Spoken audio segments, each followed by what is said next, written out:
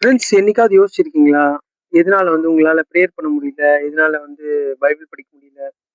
So இந்த காரியங்கள்லாம் வந்து ரொம்ப கஷ்டமா, கடினமா எப்பயாவது யோசிச்சிருக்கீங்களா? Like we start a day but most of the times uh, seems to be simple but we don't do it. Guys the reason is we are completely expose to this world.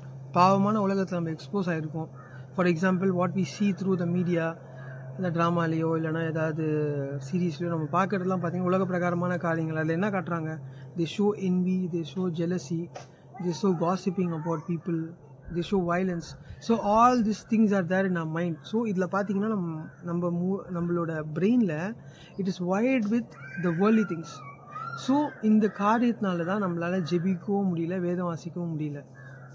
So இப்போ நீங்கள் கேட்கலாம், so இந்த மாதிரி நீங்கள் we are discussing right, we are wired with the world, நம்ம இப்போ என்ன பண்ணலாம் அப்படின்னு பார்த்தீங்கன்னா, one thing we have to do is we have to rewire. For example இப்போ ஏதாவது ஒரு சர்க்யூட் ஏதாவது பிரச்சனையாக இருக்குது, வீட்டில் வந்து ப்ராப்ளமாக இருக்குன்னா, எலக்ட்ரிஷியன் வந்தார்னா அந்த ஒயரை பார்த்தீங்கன்னா அவர் சேஞ்ச் பண்ணுவார். ஃபுல்லாகவே பார்த்தீங்கன்னா அது ஒரு வேளை ஃபயர் ஆகிட்டு இருக்கும், அந்த சர்க்யூட்டே ஃபுல்லாக கொலாப்ஸ் ஆகிருக்கும். அப்போ எல்லாத்தையும் அந்த பழைய ஒயர்லாம் எடுத்துகிட்டு புது ஒயர் போடுவாங்க, ரீவயரிங் பண்ணுவாங்க. when they do the rewiring the circuit is solved and கரெக்டான கனெக்ஷன்ஸ் இருக்கும். ஸோ அதே மாதிரி இந்த உலக பிரகாரமான காரியங்கள் நம்ம எக்ஸ்போஸ் பண்ணுற காரியங்களை நம்ம மாற்றிட்டு when we rewire, so everything gets fine and we can be connected to the Lord. நம்ம ப்ரே பண்ணும்போதும் சரி, நம்ம ப்ரேயர் பண்ண தோணும், அதுக்கப்புறம் வந்து வேதம் வாசிக்க தோணும். சில நேரத்தில்